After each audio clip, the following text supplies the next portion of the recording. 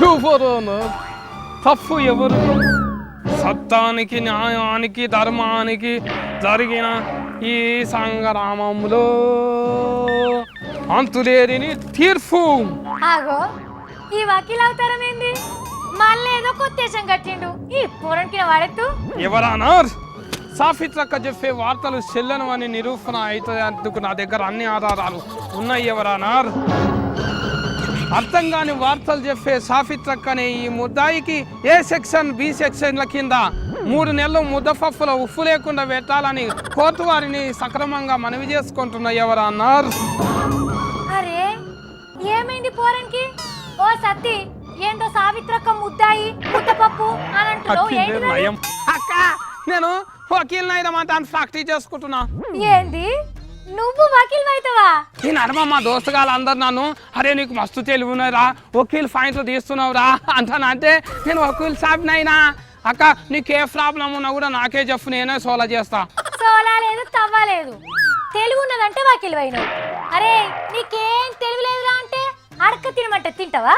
సాఫిత్రక్క నా మనోభావాల్ని దెబ్బతీసినందుకు గాను section 371D కింద సాఫిత్రక్క కనబడే ఈ ముద్దాయికి మురిగిపోయిన అరటి పండ్లు తినే కఠిన కర్మగార శిక్ష వేయాల్సిందిగా కోర్టు వారిని కోరుకుంటున్నా అని చెప్తా. అవునా తమ్మి? జడ్జికి చెప్పి కఠిన కారోబర్ శిక్ష ఇస్తావా? నేనే నీకు శిక్ష ఇస్తున్నా అన్న. సత్యలేని కట్ చేయండి. అక్క B section rule number 16x16 section కింద ఇట్లా చేసుడు తప్పు ఎరకనా నీకు?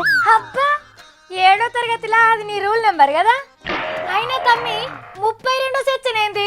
16x16 అంటే కింది పనులు 16 మీది పనులు 16 కదా, మొత్తం కలిస్తే 32 పనులు ఎలవేటి జీవితంలో కూడా నవ్వకుండా శిక్ష చేపిస్తే ఏంటిది అనుకుంటున్నావో ఏమో. వకీల్ అంటే ఏంటిది అనుకుంటున్నావు అక్క? సెక్షన్లతోనే సిరగొని ఆడుకుంటారు. అబ్బో అయినా నిన్నెవరు వకీల్ని చేసింది? సర్టిఫికెట్ ఉన్నదా నీకు?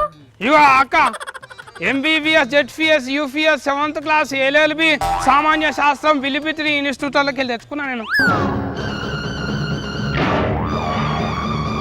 ఓర్ని దొంగ సర్టిఫికెట్ సంపాదించినవా? నీకెవరు తమ్మి గా లా సర్టిఫికెట్ ఇచ్చింది? అక్క ఎవరు ఇయ్యలే, నేనే నేర్చుకున్నా. ఎక్స్రే దుకాణంలోకి వెళ్ళి అక్క 5 రూపాయలు ఇవ్వా? 5 రూపాయలు ఎందుకు? మళ్ళీ అందరికి ఎరకాయట బోర్డు రాపించుకుంటా అక్క. సచిగారు ZPS UPS వకీల్ అంటారు రాపించుకుంటా. మరి వకీల్ అయినావు కదా, కోర్టుకు పోయి కేసులు వాదించి బగ్గ పైసలు సంపాదించుకో. బోర్డులేంది ఏమన్నా రాసుకో.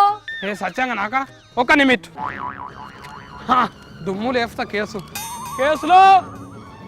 ఉంటే చెప్పుండ్రే, ఏమన్నా ఉంటే చెప్పు నాకు. ఓమ్మా మీ దాని కేసులు ఉన్నాయి ఏమన్నా? హలో అన్న ఫోన్ మాట్లాడుతున్నావా? కేసులు ఉన్నాయా నీ మీద? జాంతనాయా చూడ నీ మీద కేసు పెడతా.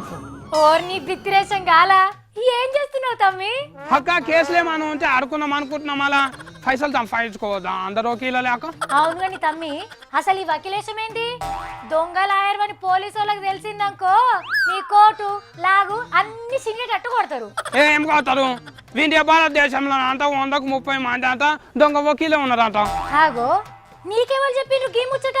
బార్ కౌన్సిల్ పెద్ద సారే చెప్పిండు. అవునా? అరే ఇన్నొద్దులు నకిలీ పోలీసులు, నకిలీ జర్నలిస్టులు, నకిలీ ఆఫీసర్లు, నకిలీ వస్తువులే తెలుసు. ఇప్పుడు నకిలీ వకీలు కూడా తయారైండ్రక్క. నేను తయారు కాలేరా? వాళ్ళు కూడా గట్లనే తయారైండ్రు. టీవీలో కనిపిస్తారు కాబట్టి నకిలీ యాంకర్లు ఉండరు, కోర్టుల కేసు వాదిస్తారు కాబట్టి నకిలీ అడ్వకేట్లు ఉండరు అనుకున్నా. అక్క న్యాయానికి కళ్ళు ఉన్నాయి కానీ దొంగ లాయర్లకు మస్తు కళ్ళు ఉంటాయి అక్క. అక్క సెక్షన్ 2 పరిపాకరం నాకు దఫ్ఫుట్ కొట్టుంది అక్క. ఏంటిది? ఇప్పుడు వకీల్ కొలుగు ఫటాలు ఇచ్చేది బార్ కౌన్సిల్ లేనంట కదా అక్క. మళ్ళీ వాళ్ళకి ఇచ్చేటప్పుడు తెలుస్తలేరా ఒరిజినల్ ఎవరో జిరాక్స్ ఎవరో అంట అని? ఎట్లా తెలుస్తుంది తమ్మి? ఇగో నీతోని కొద్దిసేపు మాట్లాడితే నువ్వు నిజంగా లాయర్ అనే నమ్మినా. ఇక వాళ్ళ నమ్మరా? అబ్బా ఇక నేను వకీల్ అయినా కాబట్టి రేవంత్ సార్ కేసు మళ్ళీ జగనన్న కేసు నానెత్తి మీద వేసుకుంటా, పైసలు సంపాదించుకుంటా. ఏడబెట్టుకోవాలో ఏమో పైసలు అన్నిటిని. చూసిండ్రా నీతి న్యాయం అని కొట్లాడాల్సిన ఆళ్ళనే దొంగ లాయర్లు ఉన్నారట. అవును మరి పైసలకు పుట్నాల లెక్క సర్టిఫికెట్లు దొరికితే లాయర్లేంది IASలు IPSలు కూడా కావచ్చు మన దేశంలో.